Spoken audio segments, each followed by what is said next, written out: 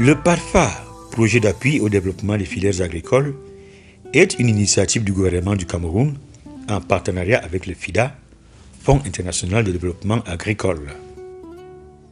Il est placé sous la tutelle du ministère de l'Agriculture et du Développement rural.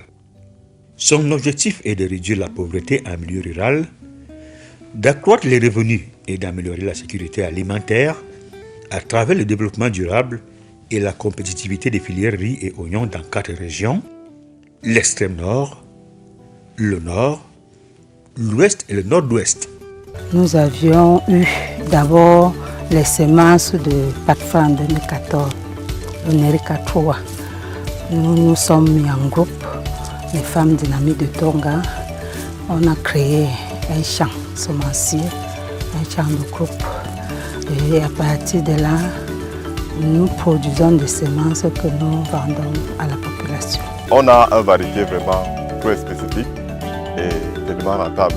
Et déjà, vous voyez comment les graines sont bien costauds, bien remplies. Je suis très content, très content. Avant que l'aménagement n'intervienne, le site avait des difficultés d'irrigation. Et les exploitants n'arrivaient pas à pouvoir maîtriser l'irrigation du périmètre parce que les cavaliers des canaux n'existaient presque pas. Maintenant que les cavaliers sont reconstruits par le PADFA et que les exploitants ont à leur disposition des motopompes pour pouvoir pomper l'eau à temps opportun, les changements sont énormes. Formerly, we cultivated only 40-something hectares of land. But now, with the help of the irrigation scheme, we have gone up to 67 hectares of land cultivated. And formerly, we estimated 2.5 tons per hectare during harvesting.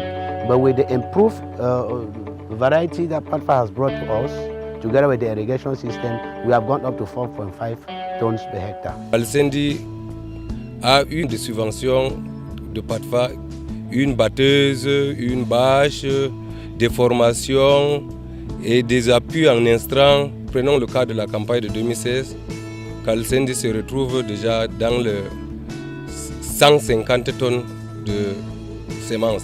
Nous sommes très ravis du niveau d'organisation des producteurs et ils ont une vision, ils savent ce qu'ils veulent. Il y a des besoins, mais il y a aussi de la volonté, il y a des opportunités, il y a des capacités. Et l'engagement humain, d'être sous ce soleil, de travailler la terre, ce n'est pas chose facile.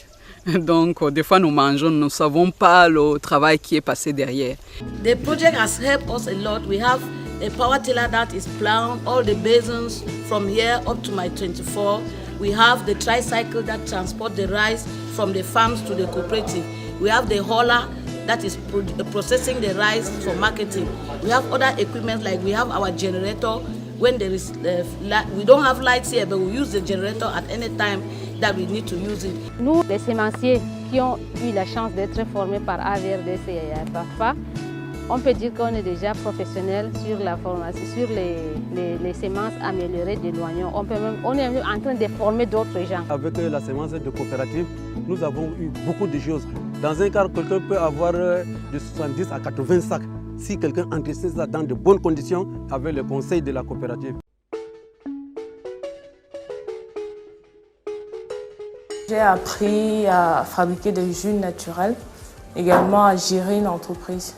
Au départ, j'étais seule, maintenant j'ai 2 employés avec qui je travaille pour l'instant, puisque la production augmente également. Et dans le cadre PA Jeune, j'ai ma conseillère qui me suit chaque fois, donc elle me permet également, même également dans la commercialisation. Le PA Jeune est arrivé comme une opportunité pour moi par rapport aux ambitions que j'avais. Nous avons appris tout ce qu'il y a à savoir, d'une part sur l'entrepreneuriat, d'autre part sur les spéculations que nous avons choisies. En ce qui me concerne, c'était la transformation du poulet en poulet fumé. PA Jeune have helped me with training. They have supported me with a sum of 2,600,000.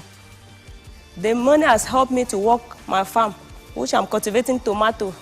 I'm still trying to expand the farm. Ce que le PA Jeune m'a apporté, c'est non seulement en termes de finances, mais aussi les techniques pour pouvoir mener à bien mes activités. Aujourd'hui, je suis une sorte de femme accomplie. Étant une épouse, je contribue favorablement au bien-être de ma famille, ce que je ne faisais pas avant. J'ai longtemps cherché l'emploi comme électricien parce que je suis électrotechnicien de formation. J'ai un bac F3. J'ai installé mon exploitation sur une superficie d'1,5 hectare. Donc j'ai divisé en 2 carrés. J'ai mis 16 000 plants. À gauche, j'ai mis 15 000 plants. Tout autour, j'ai greffé les bananiers plantains. Et grâce à cette activité, mon cadre de vie a été amélioré.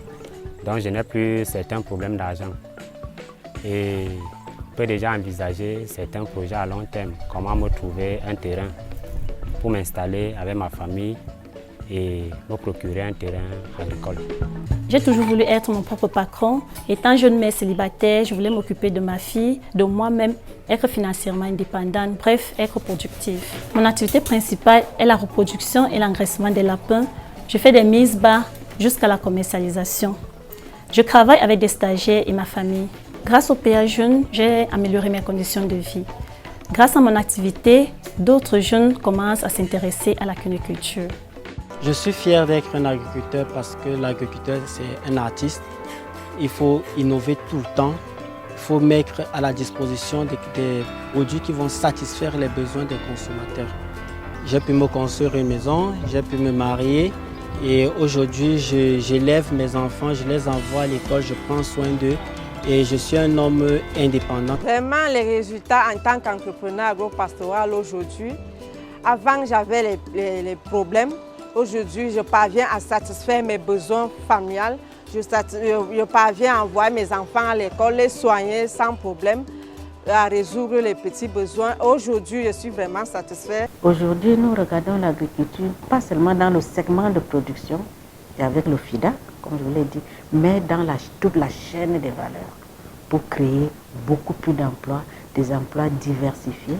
Et ça qui permet non seulement d'améliorer la résilience des populations pauvres, mais également créer de la richesse, aussi bien au niveau macroéconomique qu'au niveau mésoéconomique, c'est-à-dire avec les relations avec tous les acteurs, tout le monde en profite, ce maillon de jeunes entrepreneurs qui rentrent là-dedans. Et le FIDA, avec PA Jeunes, a l'avantage de mettre en réseau ceux qui font dans la semence, avec ceux qui font dans la production et les autres qui sont dans la commercialisation.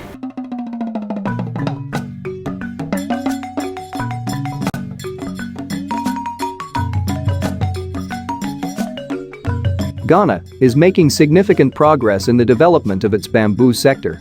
This steady progress is attracting investors into the bamboo industry. As part of initiatives to share Ghana's bamboo development experience and knowledge with other African countries, 13 international participants from Benin, Cameroon, Central African Republic, Ethiopia, Gambia, Kenya, Nigeria, Sierra Leone, Tanzania, and Uganda joined 47 of their colleagues in Ghana on a 4-day bamboo study tour. The team visited community bamboo propagation and nursery sites, the Common Bamboo Processing and Training Center, established under the Inter-Africa Bamboo Program, Pamplo Ghana Limited, a small enterprise into bamboo products, and the famous Boomers Bamboo Bicycle Company in Ghana. The study tour was funded by the China IFID South-South Triangular Cooperation Facility (SSTC) as part of complementary support to the Inter-Africa Bamboo Smallholder Farmers Livelihood Development Program, which is financially supported by the International Fund for Agricultural Development (IFID). So many countries have embarked in the development of bamboo and rattan at different times, and they have been encountering different difficulties and success stories. The idea is to avoid reinventing the wheel. It means countries who are just starting should not go through the whole process of learning, but instead benefiting from the experiences of those who are already advanced to be able to avoid their mistakes and instead capture on the success stories that they have been able to go. Participants had the opportunity to visit the Animal Science Department of the Kwame Nkrumah University of Science and Technology, where an ongoing research is looking into the viability of bamboo leaves as feed for livestock under the Inter-Africa Bamboo Smallholder Farmers Livelihood Development Program. Findings from the research shows positive results and would be a useful addition to the feed mix options for smallholder livestock farmers. Le FECOM, qui est l'institution publique camerounaise créé dans le cadre de la mise en œuvre de la décentralisation. Le FECOM, à travers les appuis financiers et techniques, accompagne les collectivités territoriales décentralisées dans la réalisation de leurs projets de développement. La première leçon apprise, c'est que le bambou peut être un facteur de développement, un levier de promotion du bien-être des populations. La deuxième leçon à prendre, c'est que sans l'implication des populations, tout ce qui est comme initiative en matière de développement de bambou est voué à l'échec. Donc nous avons appris, donc nous rentrons au Cameroun avec l'espoir que toutes ces leçons apprises vont être implémentées dans les collectivités territoriales décentralisées qui sont les principaux clients du FECOM. An organized knowledge sharing and networking session offered participants an opportunity to identify and explore bamboo development options with promising potential to accelerate rural poverty alleviation for smallholders and advance the transformation of local economies, as well as promote sustainable development. The hope is that when the beneficiaries from this talk go back to their countries, they are able to impact institutions, enterprises, social entrepreneurs, business workers, those who are interested in bamboo, to be able to train and share with them experiences they learned from Ghana. The overall objective is that the experiences from Ghana, success story, should be replicated in other countries so that the bamboo industry can develop.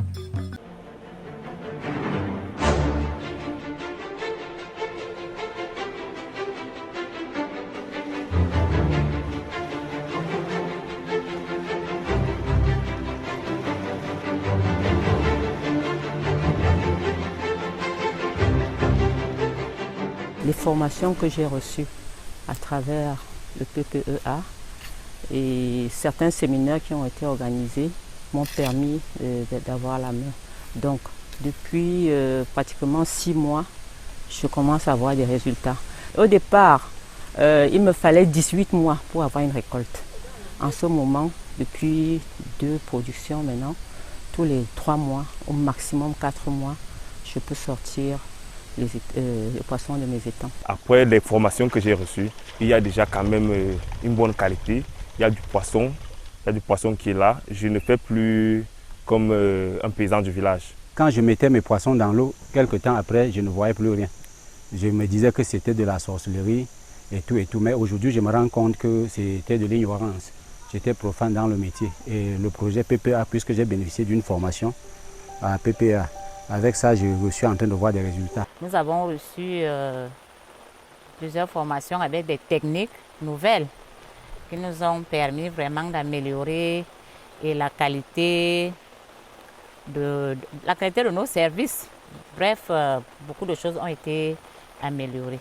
Parce qu'actuellement, je sais que si je mets tel nombre de poissons, je mets telle quantité d'aliments, voici ce qui m'attend. Et avec la première récolte que j'ai faite, là, je suis vraiment satisfaite.